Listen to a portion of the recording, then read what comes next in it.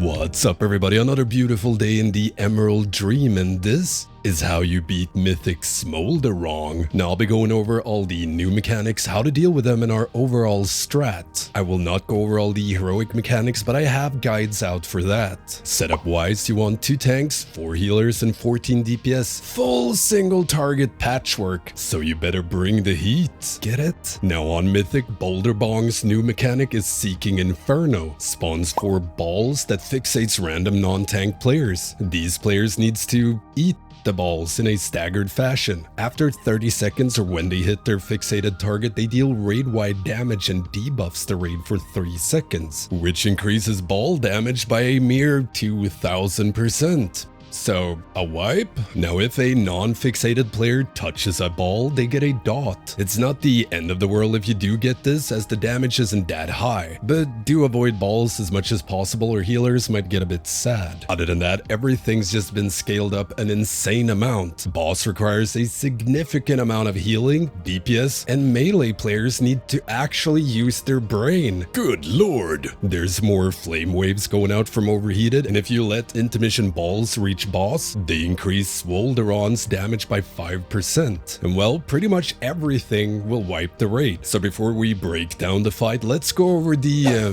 weak aura in the room. Now, due to Bliss making Seeking Inferno a private aura, you aren't able to weak aura it at all. So of course, there's a weak aura for it. We used Liquid's weak auras for this, linked in the description below, but there are other weak auras as well. This weak aura lists players that are fixated by Seeking Inferno and sorts them or prioritized so that, for example, healers always go first. Now, apart from this weak aura, I greatly recommend having someone call this, since you need to soak these really fast, but always at least 3 seconds apart or it's a wipe. Now, our resident BM Hunter managed to do this while executing the insanely complex rotation BM Hunters have. So when these go out, 4 portals spawn. Never be near these, as you don't know if you'll get fixated or not. And it's a dumb way to wipe. If you do get fixated, check the list and what number you have. If you're number 1, like the Stank, move close to your ball. Number 2, just make sure you have some space between you and your ball. And number 3 and 4 will overlap with either Overheated and Brand or Intermissions. So make sure to get plenty of space. Now, even if you're chased by a ball, you still have to soak Brand in phase 1 or soak your intermission balls. If you do get the intermission overlap, you can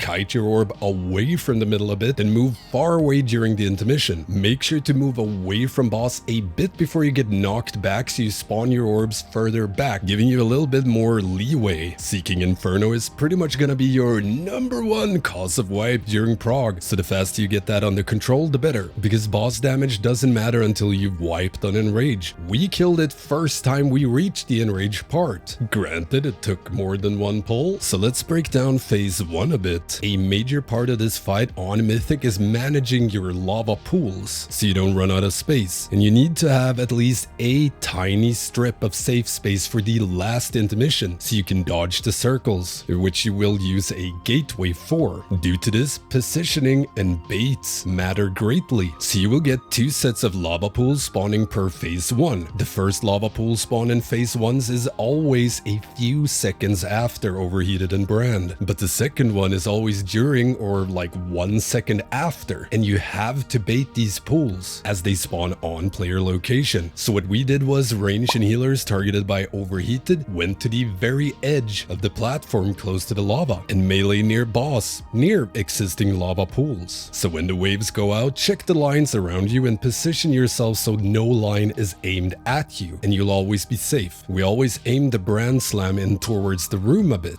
Players soaking this needs to stack in the slam away from existing lava. Then you want to move as a group towards existing lava pools. Do not rush this, do not run ahead, move as a group. Goal is to have dropped all the Brand healing absorb swirlies before you reach the old lava pools, so you'll be in position to bait new lava and dodge the flame waves. And again, for all the people in the back. Do not rush, move as a group. For you tanks out there, you can either have the tank with overheated take the brand slam, giving you more space in melee, as they do run away from raid due to their tank debuff. However, this will cause late flame waves to reach the raid. Or you do the reverse, never take brand slam with overheated debuff, which means less space in melee but no late waves. Regardless, bait will almost never be flawless. There will always be tiny gaps here and there after a bait, and you want to utilize these by having range and to some extent melee move to these baits. Mages, for example, can blink into a little gap to bait even if there's lava all around.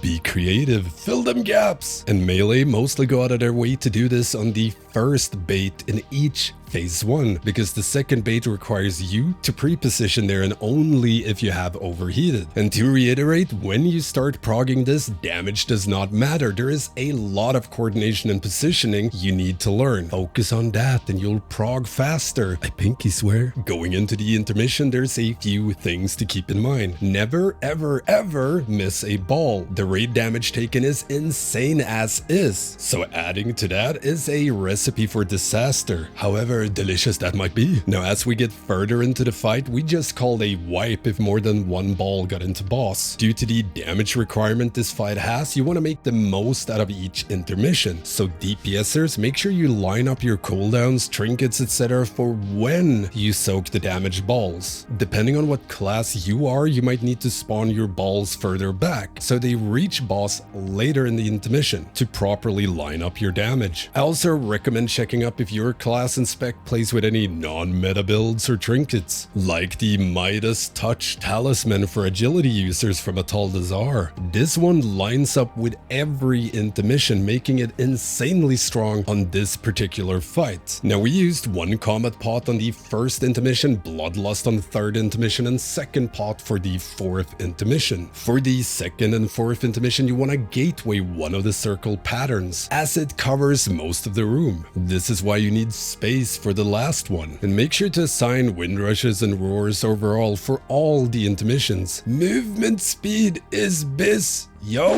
Now, when you get to the fourth intermission or the end of it, enrage starts, with the circle covering more and more space until it's all flames. Try to have immunities for this to extend it a bit, pop any and all defensives, raid cooldowns, you name it. Pray, then burn boss before boss burns you. And that's pretty much it. Hope you liked it, and let me know if you've downed a boss. And if you have any questions, hit me up in the comments or become a patron, Twitch sub, or YouTube member and get access to the Stankie Discord, where you can get help with anything raiding related. Or if you just want to support my work, don't forget the usual stuff like, comment, subscribe, and slap that notification bell. It really helps me out. And yeah, thank you all for watching. I will see you next time in the T-Swift prison. Okay, no trinket on pull. I mean, doesn't matter. I kinda don't.